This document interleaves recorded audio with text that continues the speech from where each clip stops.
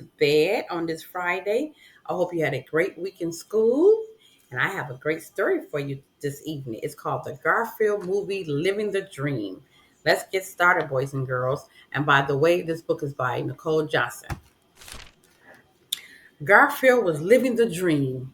He had a cozy house with plenty of places to nap.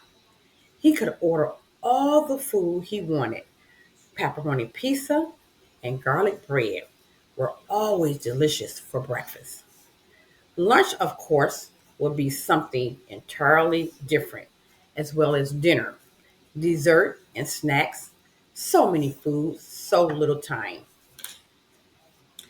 Life hadn't always been great, though when Garfield was a kitten, his dad had left him alone to fend for himself in the crazy world one dark and stormy night. Garfield had wandered along an empty street while the cold rain soaked his fur. Then, through a restaurant window, he saw a kind looking man sitting all by himself. The man, John, let Garfield in and gave him some food. That was the day Garfield fell in love with lasagna. Boy, oh boy, do that lasagna looks delicious. Now, Garfield was all grown up and living with John. They even had a pet, Odie, a sweet dog and a reliable sidekick. Garfield liked to watch TV, play with Odie, and take care of John.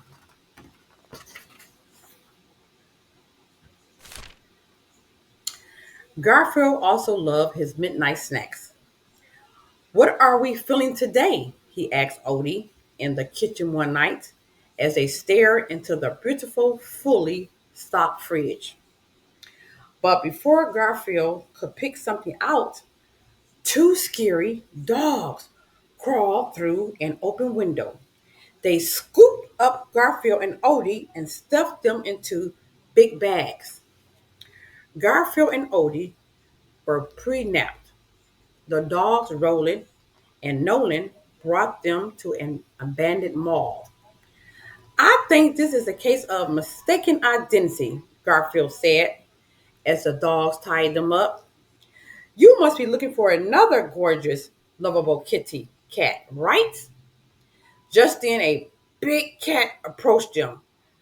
Garfield couldn't believe who it was. It was his dad, Vic. Garfield was in shock and didn't know what to say. Just then, a fluffy cat named Jinx arrived. Like Garfield, she was not a fan of Vic. She explained to Garfield and Odie that she and Vic had been friends once, but Vic had abandoned her too. Now Jinx wanted milk, 1,675 quarts of it, to be exact. She demanded 1 quart for every day she had spent locked up in a cat pound. She told Vic and Garfield and Odie that they had to get it for her. But Garfield didn't want to help his dad. He was still very mad at Vic. Jinx gave Garfield two choices: either get the milk or face Roland and Nolan. Garfield looked over at the dogs who were tearing up some mannequins with their super sharp teeth. He gulped. He had to help Vic, even if he didn't want to. To get the milk, Garfield, Vic, and Odie took a train to a farm that Vic knew. On the way, Garfield and Vic wouldn't stop arguing. Vic thought Garfield was a spoiled indoor cat, and Garfield thought Vic was someone he couldn't count on. You can't make up for 5 years of not being around, Garfield replied angrily. Yes, I can. No, you can't. Can't. While the fighting went on, Odie made Garfield a comfy place to sleep. Right when Garfield yelled, "You don't know the first thing about me," he said to Vic. Odie handed him a warm blanket. "I am not pampered," Garfield added. When they arrived at the farm, Garfield saw that it was much bigger and darker than Vic had said. Plus, there were guards and a giant fence. "Quaint," Garfield remarked. The group knew they needed a good plan. Luckily, Garfield saw Otto, a bull who once lived there. The grumpy old bull drew an outline of the farm and told them the best way to get the milk. Then Otto put Vic and Garfield through some intense training. Garfield and Vic ran. They jumped and slid around the forest, but they still could not get along. Garfield was mad that Vic had left him as a kitten, and Vic was mad that Garfield would not listen to why. If this is going to work, these two have to be on the same page, Otto said to Odie. "Got any ideas?" Odie forced Vic and Garfield to talk to each other, the only way he could think of, by tying them to a tree. Eventually, Garfield and Vic stopped struggling long enough to have a calm discussion. Vic explained that he had left Garfield that night long ago, only to find food for them. But when he had returned, he saw that Garfield was with John, safe, warm, and fed. That was nice of his father. "I saw what a great life you had with John," Vic said sadly. "So I just thought it was better if I kept my distance." But while Garfield was growing up, Vic would sit in a big tree outside John's house and watch his son far from afar. Garfield couldn't believe it. His father had really cared for him all those years, and now Otto was sure they were ready for their mission. The next morning, Garfield, Vic, and Odie snuck onto the farm. The group ran to the electric room and climbed up into the vents, which they could walk through all the way to the loading dock. But they were too heavy for the vents, and Garfield fell straight into the factory. Before Vic and Odie could help Garfield back up, the floor beneath them suddenly opened. Garfield fell again and landed on one of his most favorite things ever, cheese.